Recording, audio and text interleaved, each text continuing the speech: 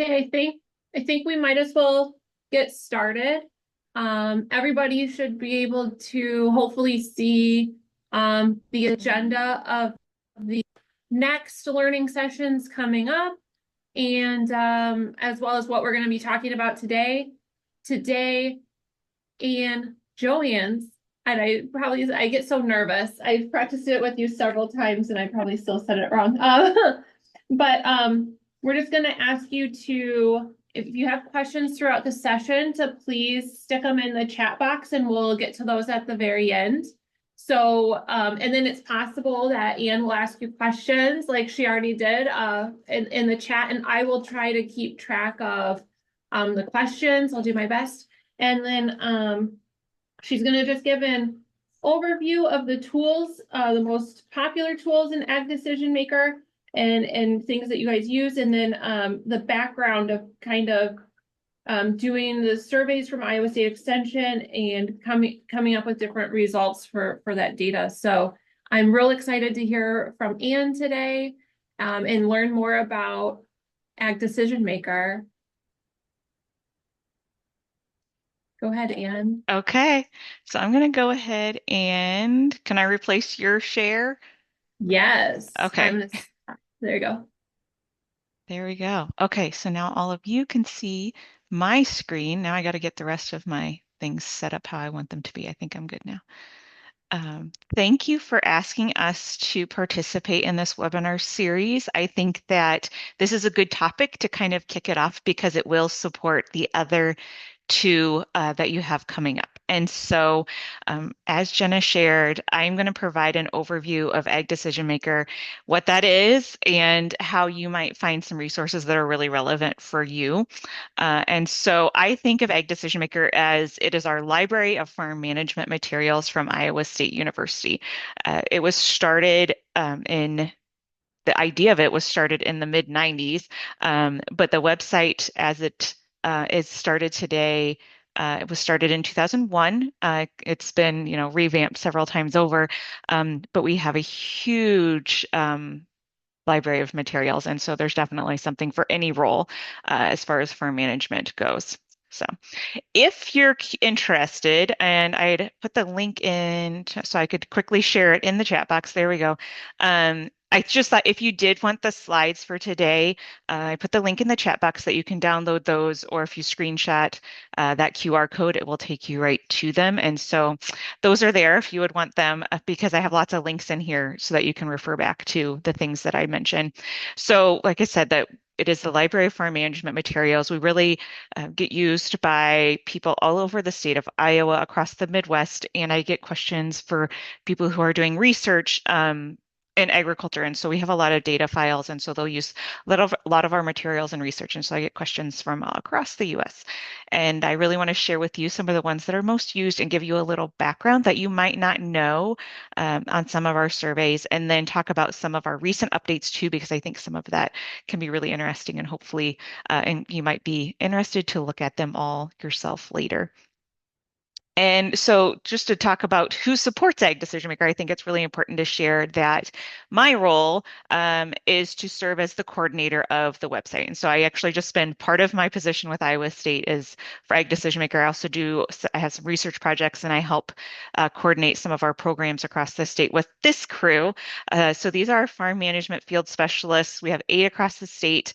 I know 2 of them for sure are the ones that are speaking on the next 2 webinars. And then we have campus faculty in economics. We have the program coordinators for our women in ag programs across the state that are part of our team. And then we work really closely with folks at the Center for Ag Law and Taxation.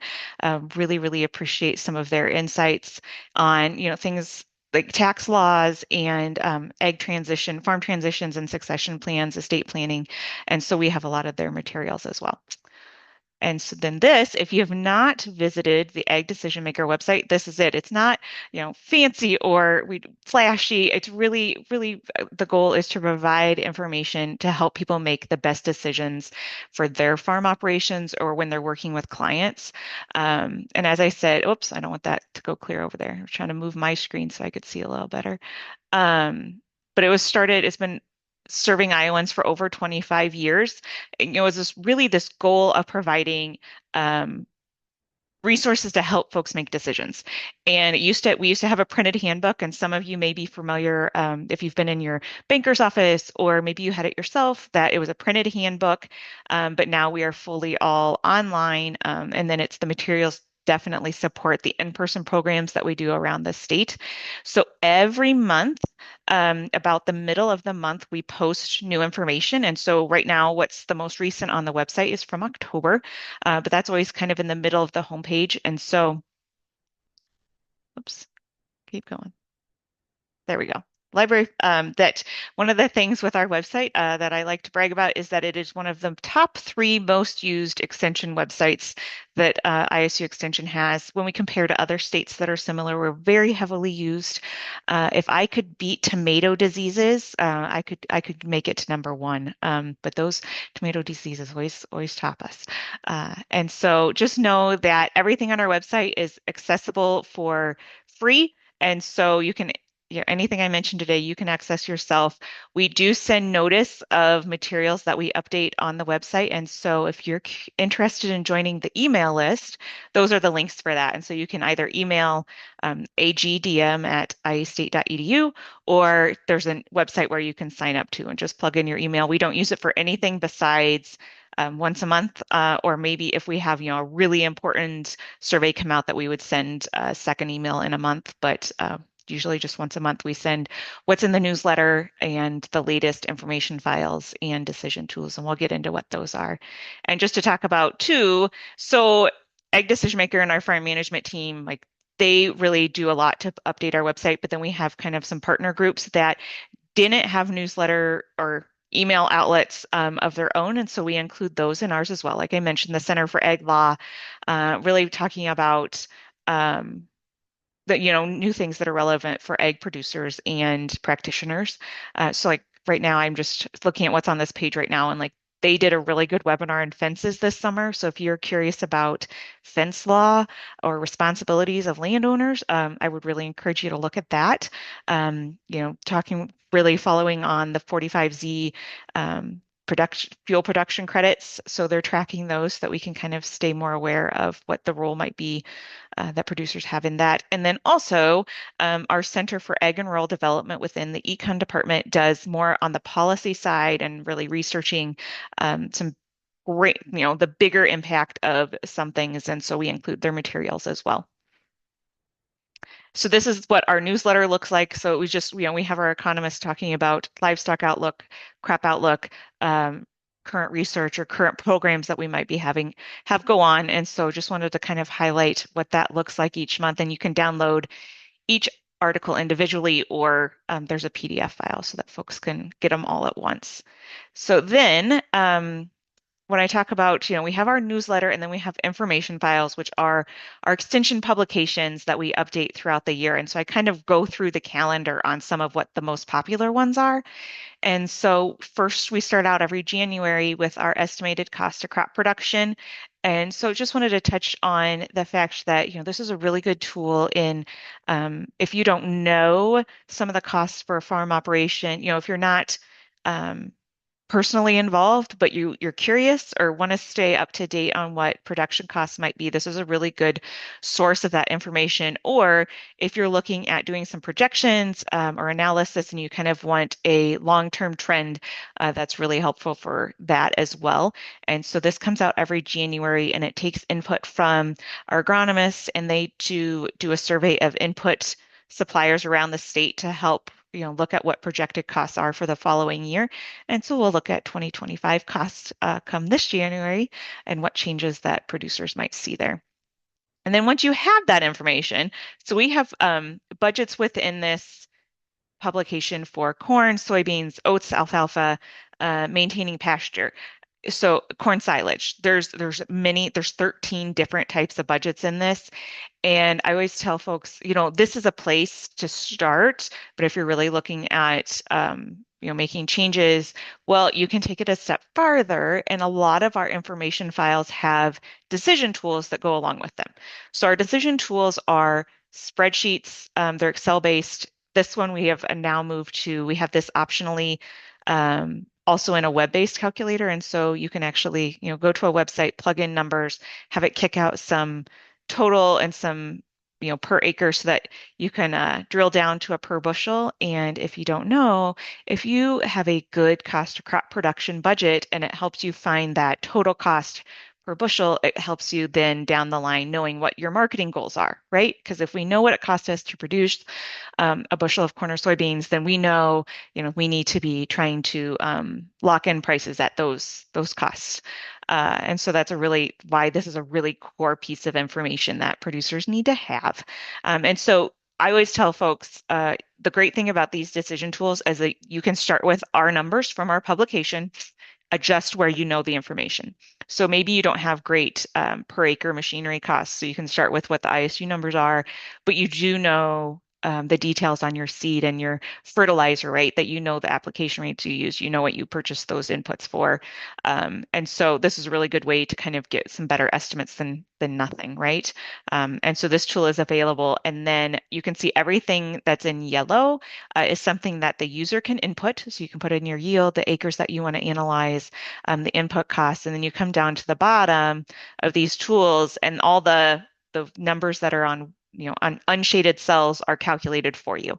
And so, if you're looking at some land costs and you want to make so okay, if I'm going to pay $5, $10 more or less, right? We can plug that number in and it's automatically going to calculate for you. So these are a really good tool that, as I mentioned, we've now moved to web-based on this one. We had some grant funding to help us kind of look at what tools would work best in that scenario. The great thing about the Excel tools is that you can download them and save them on your computer, right? And then make changes down the line. The web-based option is more I'm going to plug this in. It will provide you with a PDF you could print out, but it's not going to save. It's just for doing, one at a time calculations. And so we did those for our crop budgets, and we're working through some livestock budgets as well. And the thing about downloading the slides is that so then you have this information if you want to go back to it. And so, like I said, this is just a screenshot of what that looks like. It's very similar to what the decision tools in the budget, how they're organized. And so you can play around with that and make some changes. You can select the different machinery in those cells, and then it's going to default to what our ISU numbers are, but then the user can make changes where they want to. So just know that's a really good option that we've just released on that. And then, so we know our cost of production, but there's so much more, right, of the things that go into that. And so the other thing that we have on our website is some yield data, because it can be kind of hard to find. And so we continue to update these publications. So USDA has all sorts of information. I don't think people are sometimes aware of everything that is available. We've always had county yield data from National Ag Statistics, but going forward, we might not have that information, but we do have information from USDA's RMA, or Risk Management Agency, which is crop insurance data. And so we've taken what they have for Iowa. They started providing this county level data 7 years ago. And this is probably going to be the source for, if you don't have yield data for, if you are the landowner and you don't have the data on, what yield trends are, if you're looking at some long-term analysis, we encourage people to use, maybe not specific to a farm, but to use some third-party data. And so this is that source. And so that we have a publication that looks at county yields for corn and soybeans, and then this one that's in front of you is one that kind of does a little bit of extra analysis as far as what's the highest and the lowest of the last 7 years, the average, and then that county level yield. Because, so this RMA data, we do get information for all 99 counties.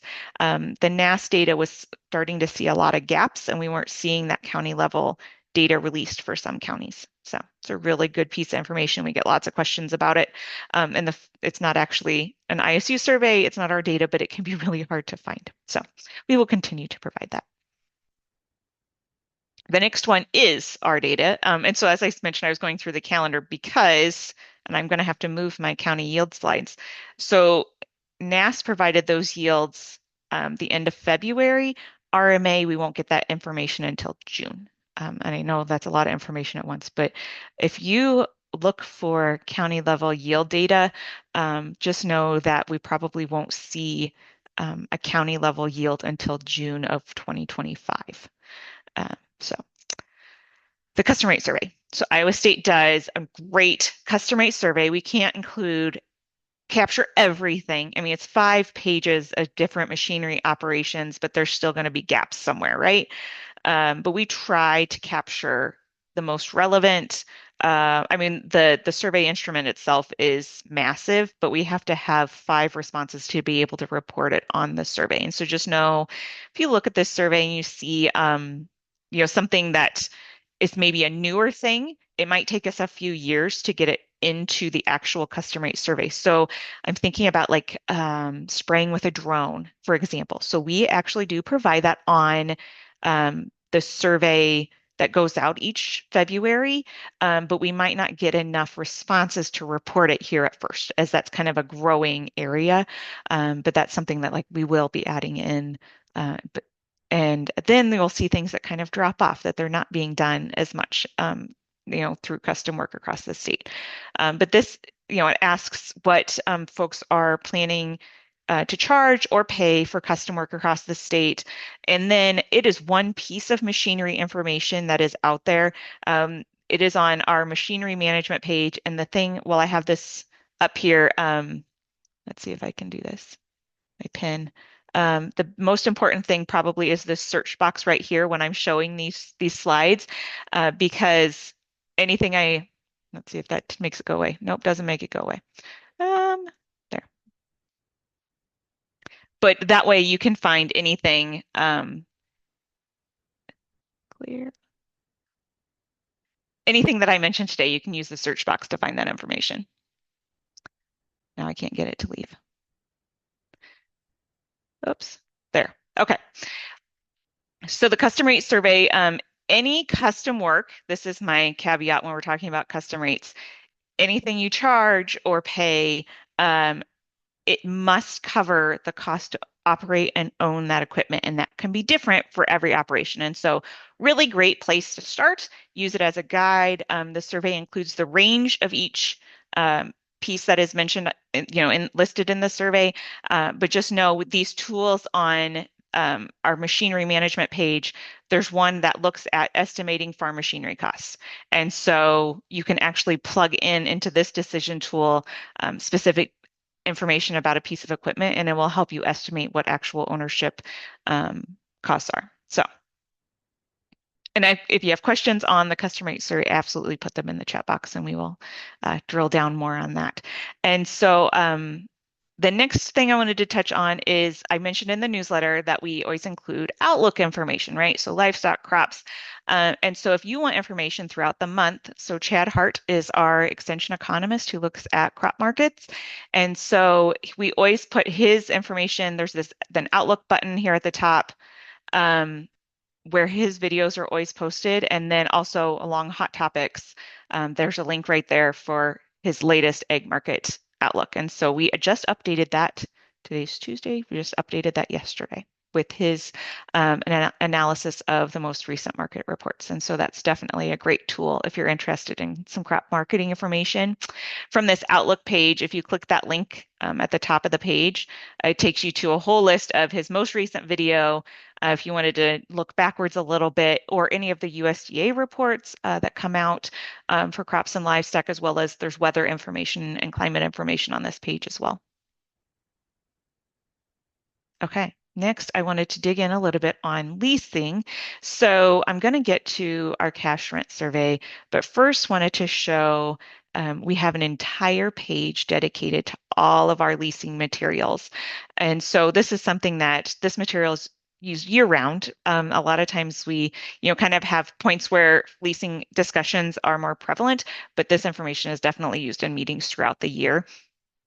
And the other materials on this page, aside from the surveys, there's lease forms. and that includes not only the lease agreement, there's a couple different options for that, but also a lease termination form. If you are looking at implementing some conservation practices on your farm operation, this is a good place to start. There's a lease addendum. So if either the tenant or the landowner is looking at some things that might impact that lease relationship, there's some tools to help with that discussion. And then if there's a tiling agreement, or there's another one for other long-term practices. Because sometimes you have a tenant who, they've had that farm, and they've been in that lease relationship for years, and they want to make some improvements. Well, there's agreements to help kind of protect that tenant if they're making the investment, so that they retain that benefit for the useful life. Or if they don't, what's the payback, right? So if it turns over to somebody else, kind of how that can impact the lease agreement. So lots of information on there. And so I would just encourage you, if you are in a have a lease agreement. Those of you who are landowners, if you have not attended our lease meetings, I would highly encourage that. In July and August, a lot of the materials on here help support that. So. And why do I bring this up, and why is our leasing page so heavily used? Is because across the state, close or right at 50% of farmland in Iowa is under a lease agreement. And so when I talk about conservation and improvements to land, like, so much that has to be part of those leasing discussions, because so we're, Blackhawk, Butler, those areas, like, it is definitely over 50% of the farmland is under a lease agreement. So you get down kind of in the southern part of the state, you can definitely see kind of geography plays a role in this, that down the southern part of the state, definitely lower percentage. Up in the central area, that's where we see the most land that is under a rental agreement. So something to, if you weren't aware, this image right here usually prompts a lot of conversation. And then we will talk a little bit about our cash rent survey. So cash rents in Iowa agreements start March 1st each year.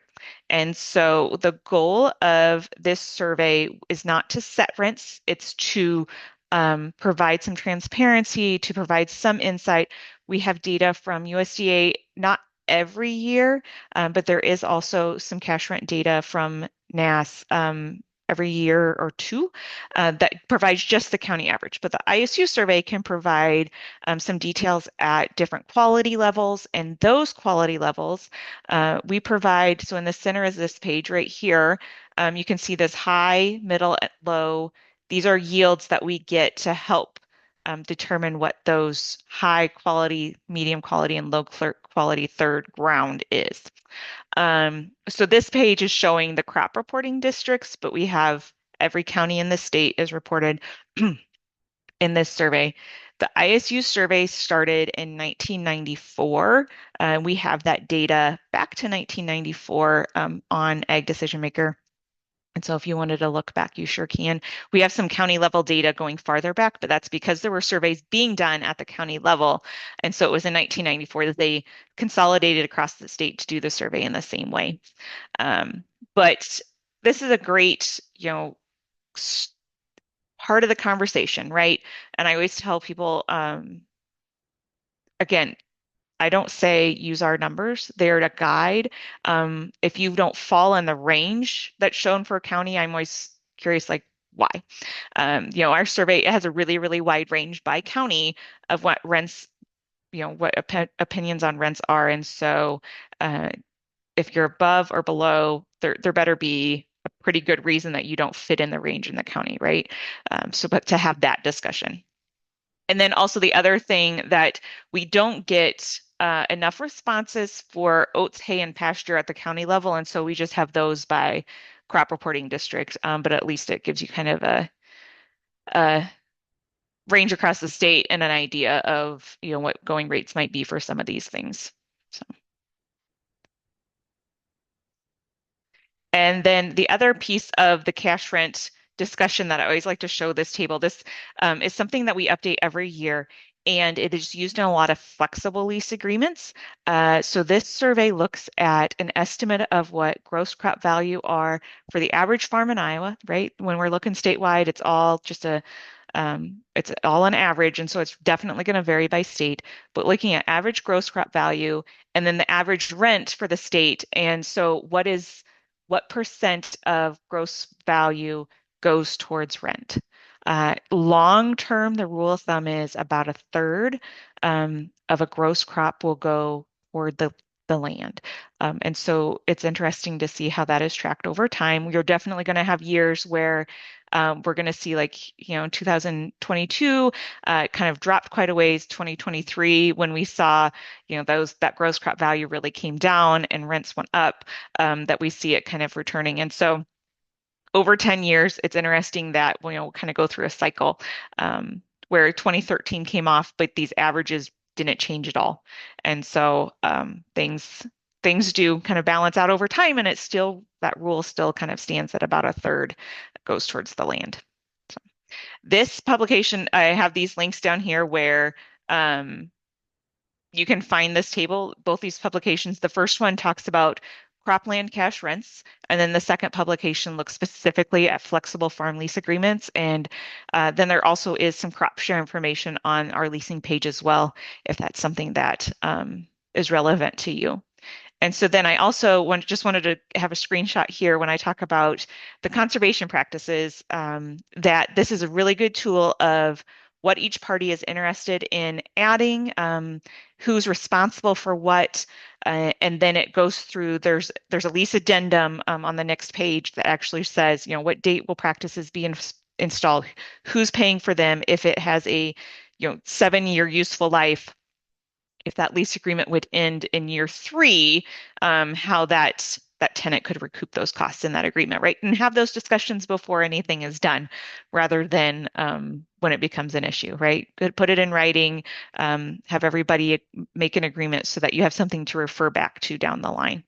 So, because then you're less likely to have problems, tends to be the case. And so that was leasing. And then just wanted to touch a little bit on land values. So our our cash rent survey comes out in May, and then our ISU's land value survey comes out about the middle of December.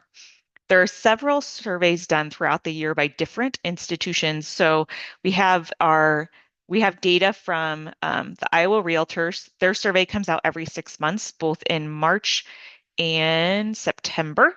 And then our survey comes out that middle of December. And there's also some data from the Federal Reserve that comes out quarterly. And it's a much wider spread of data that they have. They don't, like, the realtors get down to the crop reporting district. Our survey shows data at the county level, but the Federal Reserve, it's more of like regions of the state. It's a little bit different setup there.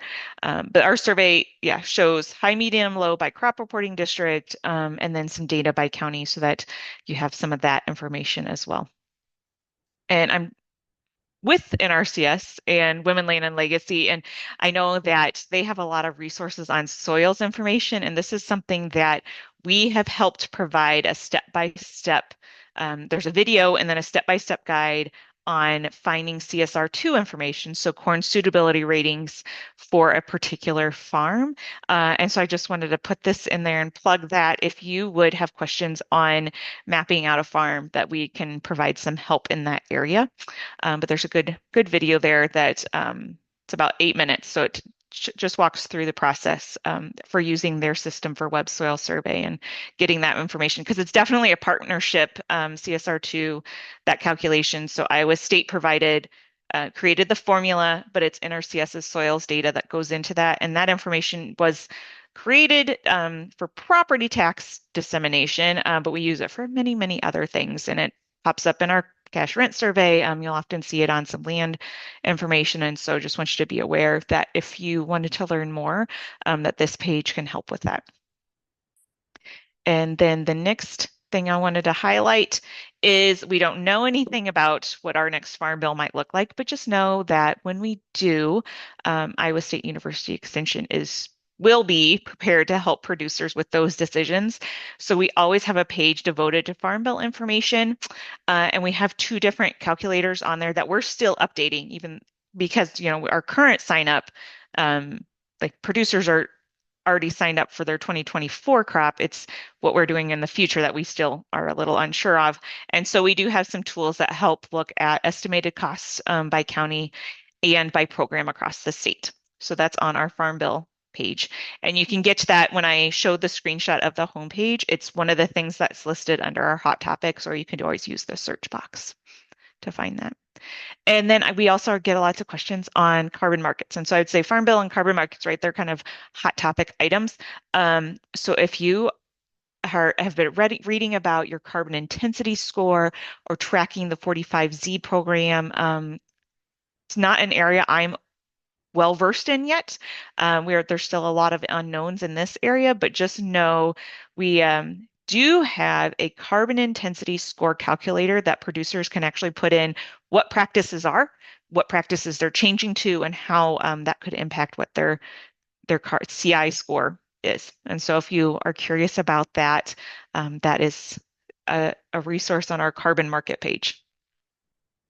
And we don't live in a bubble. Our extension Ag Decision Maker is one piece of lots of information. And so I just always like to also highlight, and like part of the reason I wanted to make sure you had the slides was that so that you had these links. So our Center for Ag Law and our Center for Ag and Rural Development, but then also we look at other states for some information as well. So I think that we really excel in some of the resources that we have. But sometimes if I need like some things specific on dairy, like we have a great dairy team that's really good with working with producers, but they also utilize some of the tools out of University of Wisconsin. The University of Minnesota has really great farm financial information. If you're ever doing some benchmarking and you want to compare your farm to other farms, they have a really great resource for doing that. University of Illinois does a good job of tracking some policy changes or looking at what the potential for Farm Bill might be and what those might look like. And so I always kind of stay up to date on them. And then Kansas State has great data on family living. So, farm family living, you might not always do a great job tracking it. And in years where margins can be really tight, it might be something to take a closer look at. We can only cut in so many places. Some things are a necessity, but it helps if you want to track against what other farms family living might be to see how those categories have really changed over time. So they have some really good information on that. And then the next thing to share about, also, this is linked under our hot topics. If you ever get questions or are looking at, farms or farm operations that maybe have some financial concerns, or they're looking at making some changes. So if they're looking at adding or exiting an enterprise or adding or somebody is leaving the operation, we have our farm financial planning program.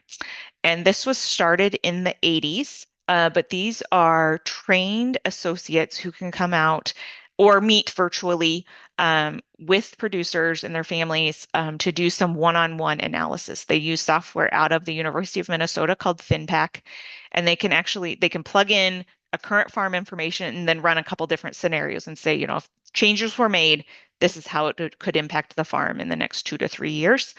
They can't solve problems. They can maybe help highlight them. They might be able to help provide some additional resources. But if a problem is too far gone, like they can only do so much. They're not magicians, but they are well trained on farm finances. And so this is a great resource if you ever would get questions or need that. And this is same website, that farm analysis page, but there's a whole page dedicated to financial concerns and some resources to help with that there as well. So the next one is this really fun picture because I always liked when I have especially a mixed group of, you come from all different areas. We talk about communication a lot, and I like to put this in front of people to show a lot of times, we make this assumption that producers are just busy in the spring and the fall, and I really like this calendar that shows the decisions that they're making all year round. You have multiple crops decisions going, right? Like we're planning ahead for 25. We might still be marketing some 23 grain I have stored or in a bin, and I'm just wrapping up my 24 season. And so there's just all these decisions that are running all year round. And I think that this helps feed that conversation of what those decisions might be as far as, there's the physical work, but then there's the marketing, there's the decisions that need to be made year round, and then there's the big picture decisions as far as personal finances, long term, farm transitions, succession and estate planning, all those types of things that feed into that. So with that, I am at my last slide, and I don't want us to not leave time for questions. And so I'll put the link in the chat box again, just in case anybody joined late and didn't see that, so that they have access to these slides. But I hope this just gives you an introduction of the wide range of materials that we have on there, because I only touched on 4 different topics, and I have 390 some information files, almost 200 decision tools, videos on many, many topics, and we do a newsletter every month. So, I mean, there's a huge library of information. If you have information, have questions, definitely use the search box to see if we have things there, or you can always contact me at the information on this screen. And we do throughout the month, like we do the email notice once a month, but throughout the month we're sharing materials and updates on Twitter or X, and then we have a LinkedIn page too, where we're putting all some relevant information throughout the month. So I'm going to stop sharing and see what questions there might be.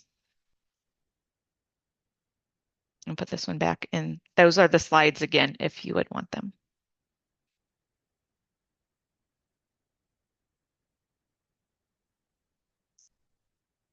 Jen, are you there? I don't see. Do I see any? Yep. Nope. We okay. have a question here in the office. Go ahead, Nancy. What about future, like your children are going to be inheriting this land? So do you have any information to, to let them know, to keep them up on what they may have to take care of in the future? Yeah. So when we talk about just starting that conversation, I have a physical copy of this. I have my name on it because I love this book so much. And this is my, don't give this one away. You can give your other ones away. But this is from the Center for Ag Law and Taxation. They have it online, or you can order a copy if you wanted a hard copy. You can check. I know in the next few months, their goal is to get some in every extension office so that people can stop and get them. But it runs through different scenarios for estate and succession planning as far as the process. When we talk about like your comment on what do they need to know, I think that's where if they're coming in as a producer, helping them. We have a lot of materials on the website as far as like when do you transfer like physical ownership, but then also it's the when do you transfer management, and how you can do that over a process, to make sure that you kind of have a plan in place. Or if they're inheriting the land and they're going to be managing it with a renter, bring them to a lease meeting. Have them start hearing, the resources that are available, what they need to do to help, educate themselves as a potential future landowner. And we do get quite a few who attend and say, I just inherited and I have no idea, or I know I'm going to, and they've come with an older generation. Because the earlier you can bring them into that conversation, the more they're going to understand your process. Do you want them to continue with your current renter? Do you not care one way or the other? To make sure that they understand, I like this, I trust this person. They've done a really good job. I want you to continue with it. Or, if you have plans of your own, that's okay too. But this book, is great. At the end of it is they use a publication of ours that we have online, which is an estate planning questionnaire. And it's just a catalog of what do you have? What do you need to think through? Who are the people that are relevant in this farm situation? But it's just, a lot of information of who your advisors are, what accounts do you have with different groups, because sometimes you might not think about if you have an account with a co-op, or to get those all in one place. And so that's a really, really good tool to help as you start those conversations. What is the name of the book? I know you showed it, but Estate and succession planning. For the farm. And state- I am going to pull this up really quick, and then Jenna, maybe you can get this written down for her of Yeah. where, so on the Center for Ag Laws website, here is the link for everybody to get the online version, and then they have a link right there if you want to purchase it from our extension store and get the actual hard copy. But on that page I just put in there, you can download the whole book or you can download it by chapter to access. It goes through, it provides the education, but then it also has some case, little breakouts of like, okay, here's what this farm situation might be. And so it has some really good ways to, I've actually read it a couple times now. Like it's a really well written book that they have put together. So. You've written that down, though. Okay, thank you. I appreciate it. Thank you. Because I try to tell my kids, especially my son, he lives in Des Moines, and I try to keep him updated on things that we're doing and Yeah. things that need to be paid for and like our farm leasing meetings, they're basically the same core meeting around the state. Our farm management specialists are the ones that put those on, and they start with the same information. And so no matter where they go, they'll get kind of the same core. And then also we have a webinar. I showed the percent of land that's rented, but we also have people who have inherited land and they don't live in Iowa. So they still want to be connected and they still want to, be a good farm manager. And so we do a leasing webinar at the very end of August. We've been this last 5 years. And I really encourage people to go to those in-person sessions because it's always great to hear what questions or discussion come from those meetings. But that webinar is also a great way to share that outside Iowa. And then I get a lot of Iowans who just couldn't make an in-person meeting as well. Okay, thank you. Mhm. Appreciate it. Do we have any other questions from anybody? You can put them in the chat or you can raise your hand. Or if you want to just while we have a few minutes here, like what I have covered today, was there something that you weren't aware of or something that you've used, put in there, I didn't know, and this could really help me, or, oh, I already use that all the time. Or if there's other things that you've used from Ag Decision Maker that you think would be good to share with the group, that would also be great to put in there. Because what my favorite things are might not be somebody else's. Like I really like our machinery calculator that can help with the custom rate calculation, and then the estate planning questionnaire I mentioned that was in that book is also one of my favorite things to. And it's always that somebody can be it always comes at a time where life's throwing a lot at somebody, and to give them that, it's like you can put this on paper. It can help, just kind of. To be able to walk through what do I have, what do I need to make decisions about. It can really help in some stressful situations to have that written down. I have a question. Yeah, go ahead. Is there somewhere that, when just recently we need to put some lime on our fields? I never know what some of the costs are to keep our land in good condition. Is there something that tells you to be aware of the costs? So the cost of crop production has some, but it doesn't say this is what you should be doing. But there is a publication on nutrient recommendations. So if you're specifically talking about lime and fertilizer, the agronomy department has, so let's see if I can find that really quick. They have a really good starting point for that. I think this might be it. It's not the official link, but it'll get you to the most recent one. Well, might be an older one. But that looks at recommendations for, based on the soil type and crops grown, what those those recommendations might be. And so that's one, does not include costs. And so then we look at, our cost to crop production, or there are some other resources out there that look at what potential costs might be, but it's also something of like encouraging you to maybe check around a little bit and make sure you are getting the best price. Because it might depend on, where you're sourcing that from and if they're close or farther away. And so do a little bit of investigating to Research. find. Yeah. Okay, thank you. Mm-hmm. Oh, good. Yes, somebody's using the cost or crop production. Yeah, So yeah. yes. Go ahead, feel free. Way back when I started out with the Excel spreadsheet for cost of production, and that really opened my eyes. A great place to start. And yeah, and that's the thing with those is like, having them in Excel that you can then save them, update every year, or look at projections. We have a lot of like financial tools.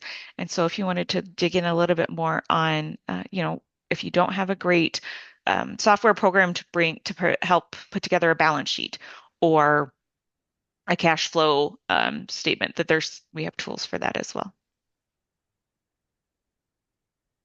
So if somebody wanted to try the financial analysis that someone comes and helps with, what do you suggest to have that be an experience that they're going to get something from, or like have a successful interaction with that person? So it might be starting with a conversation with our farm management specialist. So either Joseph Lensing or Eric Weave kind of covered the area that all of you are in, but talk to them about, is this the right step? What's the situation? And then kind of knowing that problems can't be fixed, but do you want to look at changes?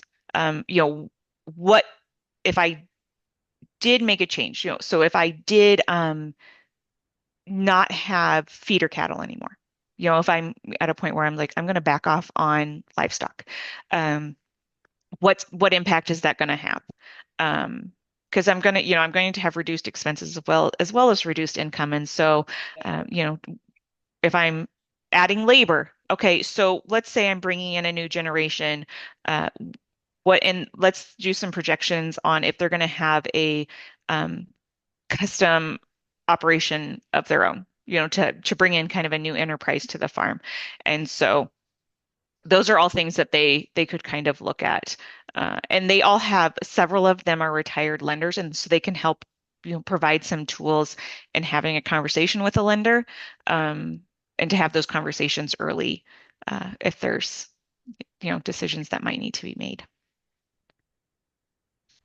Okay, we have another question. Okay. What is the latest place of information for the valuation of land per acre? And I think you had that in your sheet.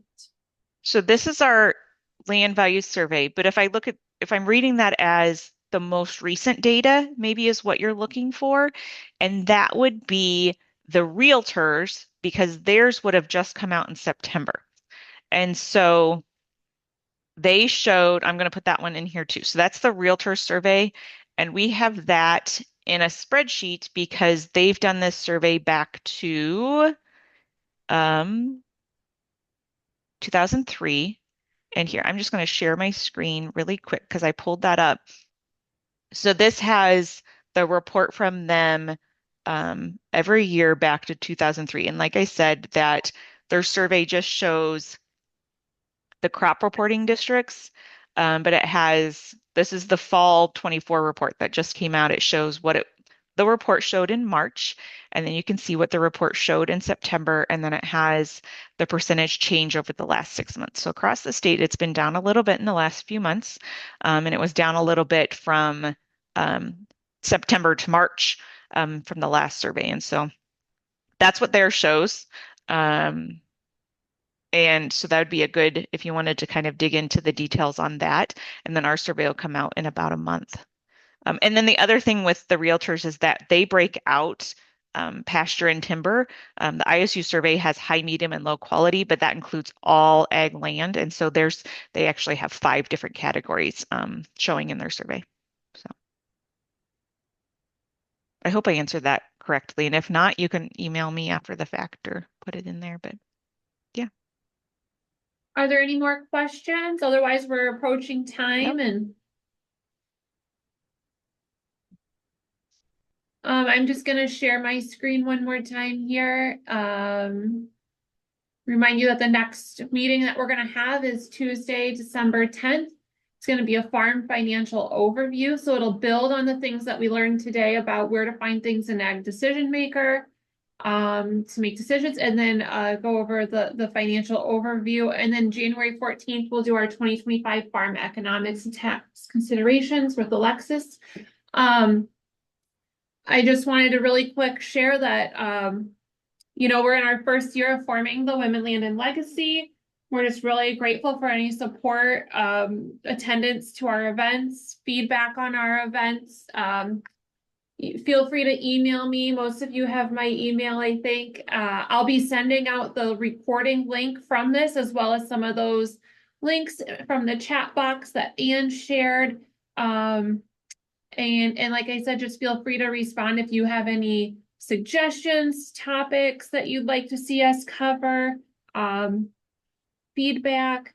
But we're just looking forward to finishing up this webinar series and planning some outdoor activities, hopefully for summer of 2025. Thank you, Jenna. Yeah, thanks, Ann, for being with us today. Thank you. Yeah, thank you, everybody. Have a great rest of your day.